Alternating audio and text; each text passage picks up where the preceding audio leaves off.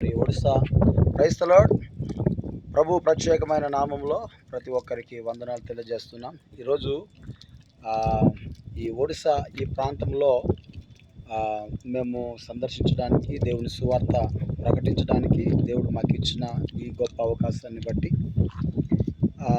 Tunnel length 3460 metres. ఇది under ground అండి, highway చేస్తున్నారు.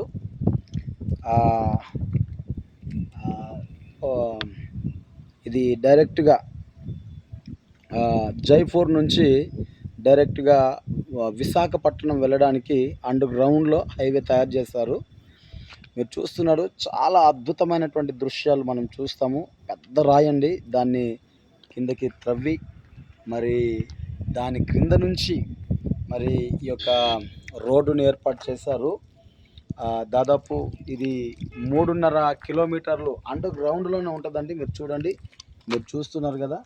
మరి మేము దగ్గరికి వెళ్ళి కూడా మేము చూపిస్తాము, దయచేసి చూడండి. చాలా నిజంగా ఇదొక చారిత్రకమైనటువంటి రోడ్డుగా దీన్ని మనము పరిగణించవచ్చు. చాలా బాగుంది, చాలా బాగుంది. ఎప్పుడైనా ఇటు మీరు వస్తూ ఉన్నప్పుడు ఈ అరకు ప్రాంతానికి వస్తున్నప్పుడు ఒకసారి ఈ ఒడిస్సా ఈ టన్నెల్ అండర్ గ్రౌండ్ రోడ్ను కూడా సందర్శించండి. Thank you, thank you, thank you, thank you.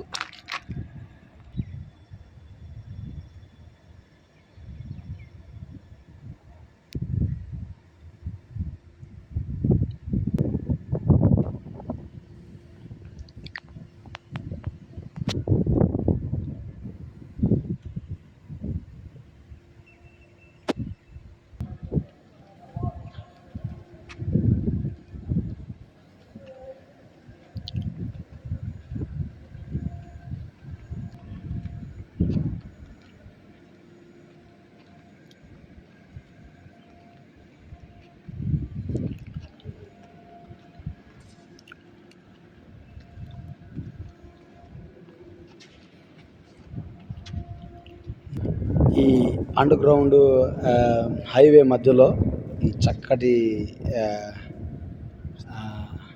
చిత్రకళ చేస్తారండి. చాలా బాగున్నాయి చూడండి. ఇటువైపు చేసినట్టే సార్, ఇటువైపు కూడా చేశారు. చాలా అద్భుతంగా ఉన్నాయి. సో ఇదొక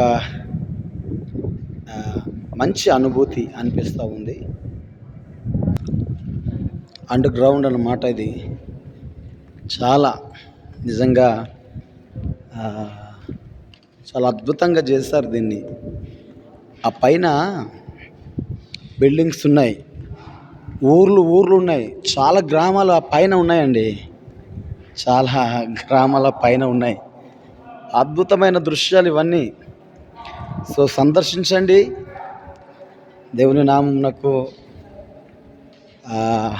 మేము ఇలా దేవుని నామమును ప్రకటన చేయడానికి వచ్చినప్పుడు మేము ఇలా చూస్తే అదృష్టం మాకు దేవుడు ఇచ్చాడేమో. పైన చూడండి, ఈ అండర్ గ్రౌండ్లో వెళ్తున్నప్పుడు గాలి కూడా అవసరం ఉంటుంది కదండి. ఆ గాలి అవసరానికి ఆ ఫ్యాన్స్ ఇలా ఏర్పాటు చేయడం అయిందనమాట. సో అద్భుతం. కాబట్టి కొన్నిసార్లు ఇటువంటి అద్భుతాలు చూసే దానికి కూడా కొంత ధన్యత దేవుడు ఇస్తాడు మనకు. మరి ఇది ఇంకా పూర్తి కాలేదు. పూర్తయిన వెంటనే మరి దీనికోసం మరి దేవుడు మనుషులకు ఎంత మంచి ఆలోచన ఇస్తాడు ఇంకా పూర్తి కావడానికి. చూడండి, అద్భుతం కదా.